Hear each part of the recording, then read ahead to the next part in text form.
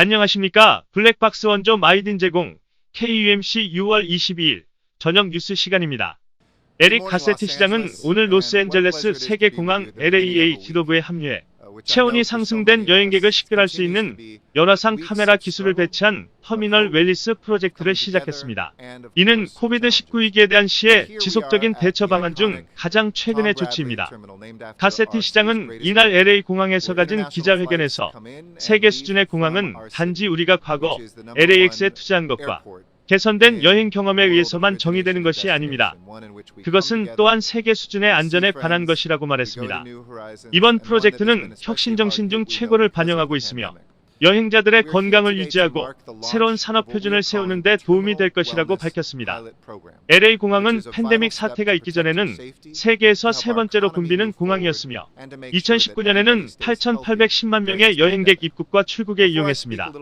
그러나 지난 4월 LA 공항은 이용자는 전년 동월 대비 95% 이상 감소했습니다. 에릭 가세티 시장은 6월 23일부터 톰 브래들리 국제선 터미널 내부와 출발층의 중앙 입구와 국제선 도착지 근처의 터미널 내부 등 두 곳에 10카메라가 배치될 것이며 도착과 출발 승객은 모두 검사를 받게 될 것입니다. 이 카메라는 현재 질병관리본부인 CDC가 정한 발열 감지 가이드라인인 100.4도 이상의 체온을 가진 사람을 신속하게 가려낼 수 있도록 설계됐습니다. 이 열감지기는 승객들에게 신호를 보내고 받는 시스템으로 전파를 자동으로 보내 승객이나 참여자의 체온이 높아진 것으로 확인되면 카메라 운영자에게 알리고 카메라 운영자 주변에 있는 의료 전문가가 고열자에게 접근해 휴대용 비접촉 온도계를 이용해 2차 정밀 측정을 받게 됩니다. 체온이 높은 것으로 확인된 출국객은 여행하지 말 것을 권고받게 됩니다. 또 질병이 발생할 가능성이 있는 것으로 확인된 국제선에 도착하는 승객은 현장의 CDC 직원의 지시에 따라 격리 조치될 수도 있습니다. 한편 이번 열 감지기 사용에 있어서 프라이버시를 보호하기 위해 카메라에서 촬영한 데이터나 이미지를 저장, 전송 또는 공유하지 않습니다. 검사 받기를 거부하는 손님에게는 다른 선택을 이용할 기회가 주어진다고 밝히고 있습니다. 이번 프로그램의 결과는 산업의 새로운 기준을 정하기 위한 노력으로 전 세계 유수의 공항들과 공유될 것입니다. 다음 소식입니다. 가주 전체의 코로나 평균 확진자 수는 내려가고 있는데 LA 카운티와 오렌지 카운티는 오히려 코로나19 확진자 증가세를 기록하고 있어 큰 우려를 불러일으키고 있습니다. 오늘 LA 카운티 보건국은 코로나19 바이러스로 인한 사망자 수가 추가로 18건이 보고됐고 확진자 수는 추가로 2,571건이 보고됐습니다. 바바라 페러 LA 카운티 보건국장은 지난 사흘 연속 하루 새 코로나 바이러스 확진자 수가 2,000건 이상 늘어난 것은 크게 우려할 수준의 확진자 증가 추세라고 지적했습니다. 오늘 기준으로 LA 카운티에서는 코로나 바이러스 확진자 수는 85,942명을 기록했으며 사망자는 3,137명을 기록했습니다. LA 카운티에서 경제활동이 재개되면서 코로나 바이러스 확진자 수가 늘어날 것은 예상돼 왔으나 확진자 수 증가 추세로 인한 지역 병원이 환자들을 수용할 수 있는 병실이 있는지에 여부가 큰 문제가 될 수 있을 것이라고 밝혔습니다. 다음 소식입니다.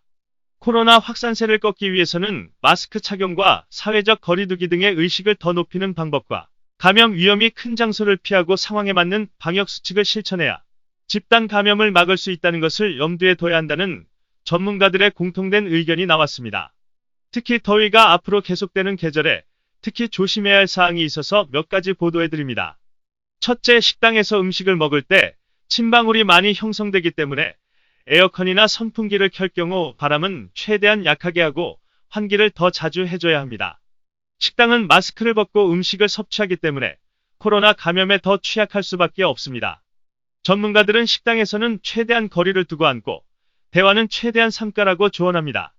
여럿이 한 그릇에 있는 음식을 먹을 때에는 공용 숟가락, 젓가락을 이용해 각자 개인 접시에 덜어 먹어야 감염을 피할 수 있습니다.